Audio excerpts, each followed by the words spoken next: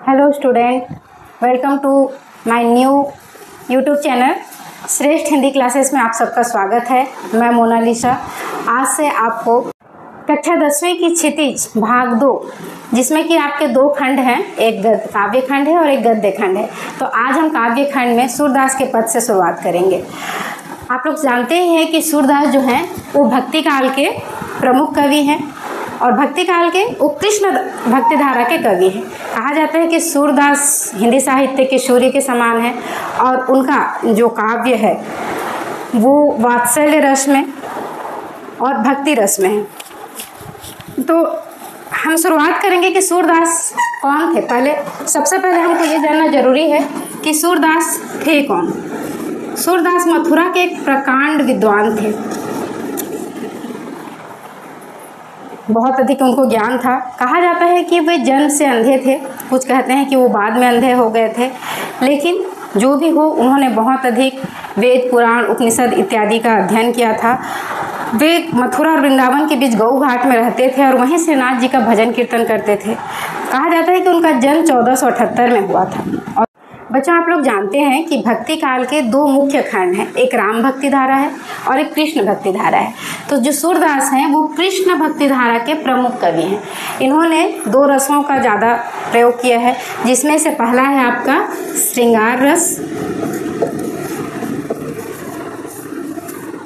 रस और दूसरा है वात्सल्य रस। आपके कोर्स में रस भी है। तो श्रृंगार रस के भी 2 पक्ष हैं, एक संयोग श्रृंगार है और एक है वियोग श्रृंगार। यहाँ पे जो पद है वो आपका वियोग श्रृंगार का है। वियोग श्रृंगार मतलब जब कृष्ण गोपियों से बिछड़ जाते हैं तो गोपियों की जो अवस्था होती है उसको इस पद में दर्शाया गया है। वात्सल्य रस जो है वो है पेरेंटल लव, जिसमें माता अपने पुत्र से या फिर माता यशोदा जो कृष्ण से प्रेम करती थी उसको दर्शाया गया है। लेकिन आज हम यहाँ पर पढ़ेंगे आपके श्रृंगार रस के वियोग पक्ष को। तो सूरदास के 3 प्रमुख ग्रंथ हैं, जिसमें से एक सुरसागर है, एक साहित्य लहरी है और दूसरा सुरसारावली है। जिसमें से सुरसागर जो है उनका काफ़ी प्रसिद्ध ग्रंथ है और इसमें सुरसागर के ही 4 पद आपके कोर्स में दिए गए हैं। तो हम पढ़ेंगे सूरदास के पद। अब इस पद में यह होता है कि जब कृष्ण वृंदावन छोड़ के मथुरा चले जाते हैं और वहाँ राजा बन जाते हैं, तो उसके बाद कृष्ण अपने आने का संदेश बार बार गोपियों को देते हैं, लेकिन जब वो आते नहीं हैं, कृष्ण आ नहीं पाते हैं अपने राजपाट के कारण, और वो अपनी जगह पे अपने एक मित्र उद्धव को भेजते हैं। तो यहाँ पर वो भ्रमर गीत दिया गया है। भ्रमर गीत मतलब भौरे के माध्यम से वो उद्धव को समझा रहे हैं गोपियाँ। तो यहाँ पे पहला पद है आपका कि उद्धव तुम हो अति बड़भागी, अपरस रहत स्नेह तगाते नाहिन मन अनुरागी। वो उद्धव से जब योग का संदेश सुनते हैं या फिर ज्ञान का संदेश सुनते हैं, जो कि गोपियाँ सुनना नहीं चाहती, क्योंकि वो कृष्ण के प्रेम में इतनी डूबी हुई हैं कि उनको योग का संदेश अच्छा नहीं लगता है। तो वो उद्धव को उलाहना देते हुए कहते हैं कि हे उद्धव, तुम बहुत ही भाग्यशाली हो। गोपियाँ कह रही हैं कि तुम कृष्ण के साथ रहकर भी उनके प्रेम से अछूते हो या तुम कृष्ण के प्रेम में डूबे हुए नहीं हो। यहाँ पर वो उद्धव को ये उलाहना दे रही हैं भौरे के माध्यम से। भौरा आप लोग जानते होंगे, भौरा मतलब मधुकर के माध्यम से, कि तुम कृष्ण के साथ रहते हुए भी उनके प्रेम से अछूते हो, मतलब तुम भाग्यशाली नहीं, तुम बहुत ही बड़े दुर्भाग्यशाली हो। आगे कहती हैं, पूरे इन्हीं पात रहत जल भीतर तारस देह न दागी, जो जल माह तेल की गागरी बूंद न ताको लागी। तुम उस कमल के पत्ते के समान हो जो कि पानी के भीतर रहते हुए भी उस पर पानी का एक बूंद नहीं टिकता, या तुम उस तेल की गगरी के समान हो। चिकने तेल की गगरी को भी आप पानी में डुबा दो तो उसमें पानी की एक बूंद नहीं ठहरती, तो तुम उस तेल की गगरी के समान हो जिसमें एक बूंद भी पानी टिकता नहीं है। प्रीति रस में पाऊ न बोरियो, दृष्टि न रूप परागी। तुमने अब तक कृष्ण के प्रेम की नदी में अपने पाँव नहीं डुबोए हैं, या तुमने अब तक कृष्ण के प्रेम को समझा नहीं है, लेकिन और इसलिए तुम हमें योग का संदेश दे। सूरदास अबला हम भोरी गुर चाटी ज्यो पागी। यहाँ पर सूरदास कह रहे हैं कि गोपियाँ उद्धव से कह रही हैं कि हम तो अबलाएँ हैं और हम कृष्ण के प्रेम में वैसे ही डूबे हुए हैं जैसे चींटी गुड़ में लगी हुई रहती है, फिर हम कृष्ण के प्रेम में ही लीन रहना चाहते हैं। आप लोगों ने देखा होगा कि इस पूरे पद में वो मधुकर के माध्यम से या फिर भंवरे के माध्यम से उद्धव को उलाहने देते हुए कह रहे हैं कि हमें तुम योग का संदेश न दो, क्योंकि योग का संदेश हमारे लिए किसी काम का नहीं है। यहाँ पर अप्रत्यक्ष रूप से वो उलाहने दे रही हैं। दूसरा है, बहुत ही सरल और सहज भाषा में सूरदास जी ने लिखा हुआ है पूरा पद। उपमा, अनुप्रास, अलंकारों का प्रयोग है। बच्चों, दूसरे पद में गोपियाँ कह रही हैं कि मन की मन ही मांझ रही, कहिए जाई कौन पे उधो नाही परत कही। क्या कह रहे हैं कि हम मन ही मन में ये सोच कर बैठे थे कि कृष्ण आने वाले हैं, लेकिन अब कृष्ण तो आए नहीं, उन्होंने उद्धव को भेज दिया। अवधि आधार आस आवन की तन मन व्यथा सही। कृष्ण के आने के इंतजार में हमने तन और मन के व्यथा को, कष्ट को, पीड़ा को सहन किया।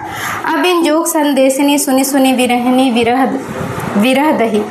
अब कृष्ण तो आए नहीं, उन्होंने आपको भेज दिया है, वो भी योग का संदेश देकर। तो ये योग का संदेश सुन सुनकर हमारी जो विरह की आग है वो और अधिक बढ़ रही है। चाहती होती गुहारी जितही ते उतते धार बही। यहाँ पे गोपियाँ कह रही हैं कि हम जिसके पास जाकर अपने दुखों के बारे में बताना चाहते थे, उधर से भी योग का संदेश आ रहा है। अर्थात गोपियाँ कृष्ण का इंतजार कर रही थी कि कृष्ण आएंगे तो अपने कष्ट, पीड़ा, अपने दुखों के बारे में कृष्ण से कहेंगी, लेकिन कृष्ण ना आकर उन्होंने उद्धव को भेजा है और साथ ही उन्होंने योग का संदेश भी भेजा है। तो उसके कारण से हमारी जो कष्ट है, पीड़ा है, वो और अधिक बढ़ गई है। सूरदास अब धीर धरही क्यों मर्यादा न लही। सूरदास कह रहे हैं कि गोपियाँ उद्धव से कहती हैं कि हम अब कैसे धैर्य धारण करें। हाँ, अब हम धैर्य नहीं धारण कर सकते और अब हम अपनी मर्यादा को लांघ जाएंगे। तो यहाँ पर भी अवधि आधार आसावन में आपका अनुप्रास अलंकार है। तो बच्चों, हम पढ़ रहे थे सूरदास के पद। आप लोगों को पद थोड़ा बहुत कठिन लग सकता है क्योंकि ये ब्रज भाषा में, ब्रज भाषा हिंदी की ही एक बोली है, इसलिए आपको लग रहा होगा कि कुछ अलग है, लेकिन ये कुछ भी अलग नहीं है, ये हिंदी ही है। आपकी हमने 2 पद पढ़ा और मुझे लगता है कि आप लोग को 2 पद समझ में आ गया होगा। तीसरा पद था जिसमें गोपियाँ उद्धव को फिर उलाहने दे रही हैं और कह रही हैं कि हमारे हरि हारिल की लकड़ी, मन क्रम वचन नंदन उर, यह दृढ़ करी पकड़ी। जिसमें गोपियाँ कह रही हैं उद्धव की कि हमारे जो हरि हैं, हरि मतलब कृष्ण जो हैं, वो हारिल पक्षी की लकड़ी के समान है। जिस तरह हारिल पक्षी अपने पैरों के पंजों से हमेशा लकड़ी को पकड़े रखता है ताकि उसका बैलेंस बना रहे, वैसे ही हम भी कृष्ण को मन क्रम वचन से, नंद के नंदन कृष्ण को हम मन से, कर्म से और वचन से दृढ़ता पूर्वक पकड़े हुए हैं। जागत सोवत स्वप्न दिवस निसी कान कान्हा जकरी। हम जागते हुए, सोते हुए, सपने में, दिन में और रात में कान्हा कान्हा ही जपते हैं। अर्थात कृष्ण के अतिरिक्त हमारी कोई अन्य गति ही नहीं है। सुनत जोग लागत है ऐसो ज्यों करवी ककरी। और तुम जो योग का संदेश लेकर आए हो ना, तुम जो ज्ञान की बातें कह रहे हो, ज्ञान मार्ग की बातें कर रहे हो, उसको सुनकर हमको ऐसा लग रहा है जैसे कि हमने कड़वी ककड़ी खा लिया हो। जैसे कड़वी ककड़ी खाने के बाद हमारे मुंह का स्वाद बिगड़ जाता है, वैसे ही तुम्हारी योग के संदेश हमारे जीवन के स्वाद को खराब कर रहे हैं। सो तो व्याधु हमको ले आयो, देखी सुनी न करी। तुम तो एक ऐसे शिकारी बनकर आए हो और एक ऐसा संदेश लेकर आए हो जो ना तो हमने कभी सुना है और ना ही कभी हमने देखा है। अर्थात ये योग का संदेश हमारे लिए तो पूरी तरह से व्यर्थ है। यह तो सुर तिन्ही ले सोको जिनके मन चकरी। सूरदास कह रहे हैं कि गोपियां उद्धव से कह रही हैं, तुम ये योग के संदेश उन्हें जाकर दो जिनके मन चक्री हैं, अर्थात जिनके मन चंचल हैं, जिनके मन अशांत हैं। हमारा मन तो एक चित्त कृष्ण के साथ ही लगा हुआ है। अर्थात ये योग का संदेश हमारे लिए पूरी तरह से व्यर्थ है। ये उन लोगों को दो जिनका मन कृष्ण के प्रेम में नहीं है। तो पूरे पद में क्या कहा कि हमारा मन जो है वो हारिल पक्षी की लकड़ी के समान है। जैसे कि हारिल लकड़ी को पकड़े रखता है, वैसे ही हम कृष्ण को भी मन से, कर्म से, वचन से हम कृष्ण को ही दृढ़ता पूर्वक पकड़े हुए हैं। जाते सोते जागते, रात में, दिन में और सपने में हम कान्हा कान्हा ही जपते रहते हैं। और तुम जो योग का संदेश दे रहे हो उसको सुनकर ऐसा लग रहा है जैसे हमने कड़वी ककड़ी खा लिया हो। तुम ऐसा संदेश लेकर आए हो जो ना हमने देखा है और ना ही हमने किया है, तो तुम जाकर ये उन्हें सौंपो जिनके मन चंचल न था, जिनके मन कृष्ण के साथ नहीं। तो बच्चों, सूरदास का जो पद है आपके क्षितिज भाग 2 में, उसका लास्ट पद है, चौथा पद है, जिसमें गोपियां फिर उद्धव से कह रही हैं कि हरि है राजनीति पढ़ी आए, समुझी बात कहते मधुकर के समाचार सब पाए। हमारे जो हरि है कृष्ण, अब उन्होंने राजनीति सीख लिया है, इसीलिए मधुकर समझे बात कहत मधुकर के समाचार सब पाए। तुम्हारे माध्यम से या भौरे के माध्यम से उन्होंने जो भी बात कही वो हमको समझ में आ गई। एक अति चतुर होते पहले सो अब गुरु ग्रंथ पढ़ाए। एक तो कृष्ण पहले से ही चतुर थे, पहले से वो बहुत चालाक थे, और अब तो उन्होंने गुरु ग्रंथ पढ़ लिया है, अर्थात अब तो उन्होंने राजनीति भी सीख ली है। बड़े बुद्धि जानी जो उनकी योग संदेश बढ़ाए। कृष्ण की बुद्धि अब इतनी बढ़ गई है कि उन्होंने हमको योग का संदेश भेजा है। वो जानते हैं कि हमारे लिए ये योग का संदेश या ज्ञान की बातें व्यर्थ हैं, फिर भी उनकी बुद्धि अब इतनी बढ़ गई है कि वो हमें योग का संदेश दे रही हैं। यहाँ पर गोपियां जो है ना, वो कृष्ण को उलाहने दे रहे हैं। उधो भले लोग आगे के परहित डोलत धाए, अब अपने मन फेर पाहिए चलत हूँ हुते चुराए। भले ही लोग जो है कृष्ण के आगे पीछे डोलते रहते हैं, क्योंकि कृष्ण मथुरा के राजा हैं, तो उनके आगे पीछे लोग डोलते फिरते होंगे, लेकिन अब हम अपने मन को उनसे फेर लेंगे। हम अपने मन को फेर लेंगे जो जाते जाते वो हमसे चुरा कर ले गए थे। ते क्यों अनीति करे आपुन जे और अनीति छुड़ाए, सा राज धर्म तो कहे सुर जो प्रजा न जाई सताए। तो अब जब वही अनीति कर रहे हैं जिनको की नीति करना चाहिए, अनीति करे आपुन जो अनीति छुड़ाए। राजा का तो धर्म होता है प्रजा को अन्याय से मुक्ति दिलाना, लेकिन जो कृष्ण है वो स्वयं अन्याय कर रहे हैं, इसलिए हम अपने मन को कृष्ण से फेर लेंगे। और राजधर्म तो यही कहता है कि राजा को प्रजा को नहीं सताना चाहिए।